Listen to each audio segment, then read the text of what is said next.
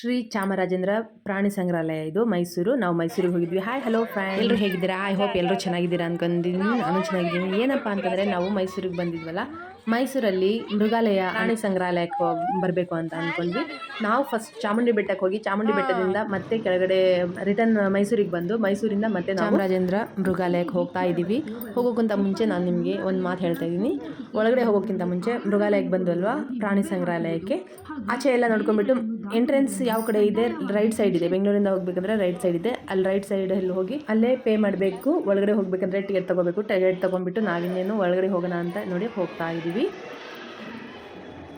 ಮೃಗಾಲಯಕ್ಕೆ ಹೋಗಬೇಕು, ಪ್ರಾಣಿ ಸಂಗ್ರಹಾಲಯಕ್ಕೆ ಹೋಗಬೇಕು ಅಂತಂದರೆ ರೋಡ್ ಕ್ರಾಸ್ ಮಾಡ್ಕೊಂಡ್ಬಿಟ್ಟು ಈ ಕಡೆ ರೈಟ್ ಸೈಡಿಂದ ಒಳಗಡೆ ಅಂಡರ್ಗ್ರೌಂಡಲ್ಲಿ ಹೋಗಬೇಕು. ಅಂಡರ್ಗ್ರೌಂಡಲ್ಲಿ ಹೋಗಿ ರೈಟ್ ಸೈಡ್ ನಾವು ಆಚೆ ಬರ್ತೀವಿ. ಅಲ್ಲಿ ಮೃಗಾಲಯ ಎಂಟ್ರಿ ಆಗುತ್ತೆ. ಅಲ್ಲಿ ನೋಡಿ, ಇದು ಟಿಕೆಟ್ ಕೌಂಟ್ರು. ಈ ಕಡೆಯಿಂದ ಇನ್ನೊಂಚೂರು ರೈಟಿಗೆ ಬಂದರೆ ಇಲ್ಲೊಂದು ದೇವಸ್ಥಾನ ಇದೆ, ಅಂದರೆ ಒಂದು ವಿಗ್ರಹ ಕುಂದರ್ಸಿದ್ದಾರೆ. ಇಲ್ಲಿಂದ ನಾವು ನೇರ ಟಿಕೆಟ್ ತೊಗೊಂಡ್ಬಿಟ್ಟು ಝೂಗೆ ಎಂಟ್ರಿ ಕೊಟ್ವಿ.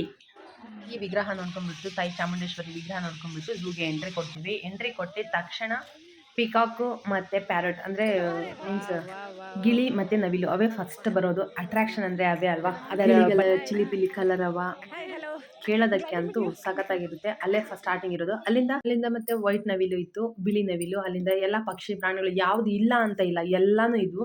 ನಾನು ಎಲ್ಲದಕ್ಕೂ ಏನು ವಿಡಿಯೋ ಮಾಡೋದು ಅಂತೇಳಿ ಒಂದು ಸ್ವಲ್ಪ ವಿಡಿಯೋ, ಒಂದು ಸ್ವಲ್ಪ ಫೋಟೋ, ಒಂದು ಸ್ವಲ್ಪ ವಿಡಿಯೋ, ಒಂದು ಸ್ವಲ್ಪ ಫೋಟೋ ಹಾಗೆ ಮಾಡಿದೆ.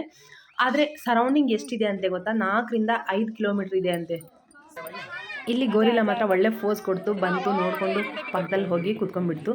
ಮತ್ತು ಇದು ಹುಲಿ, ಸಿಂಹ, ಚಿರತೆ ಮತ್ತು ಇದು ಪಟ್ಟೆ ಕುದುರೆ ಅಂತಾರಲ್ವ, ಜಿಬ್ರಾ. ನೋಡಿ ಇದು ಹೋಗ್ತಿರೋದನ್ನ ನೋಡಿ ಎಲ್ಲರೂ ಸಖತ್ ನಗ್ಬಿಟ್ರು. ಆ ಪ್ರಾಣಿ ಹೆಸರು ಏನು ಅಂತ ನೀವೇ ಹೇಳಿ ನೋಡೋಣ. ಮತ್ತು ಕರಡಿ, ಇಲ್ಲಿ ಒಳಗಡೆ ನೀರಿನ ಕಲರ್ ಇದೊಂದು ಒಂದೇ ಒಂದು ಇದ್ದಿದ್ದು. ಮತ್ತು ಅಲ್ಲಿಂದ ಮತ್ತೆ ಮುಂದಕ್ಕೆ ಹೋದರೆ ಹಾವು, ಆನೆ, ಮತ್ತು ಇದು ಗೆಂಡಾಮೃಗ, ಜಿಂಕೆ, ತುಂಬ ಪ್ರಾಣಿ ಇದ್ದಾವೆ, ಹೇಳೋಕ್ಕಾಗಲ್ಲ. ಅಲ್ಲೆಲ್ಲಿ ಸ್ವಲ್ಪನೇ ನಾನು ಮಾಡಿದ್ದು. ಅವು ಚೆನ್ನಾಗಿ ಫೋರ್ಸ್ ಕೊಟ್ಟಾಗ ಮಾತ್ರ ನಾನು ವಿಡಿಯೋ ಮಾಡಿದ್ದೀನಿ, ಅದನ್ನು ಬಿಟ್ಟರೆ ಏನಿಲ್ಲ.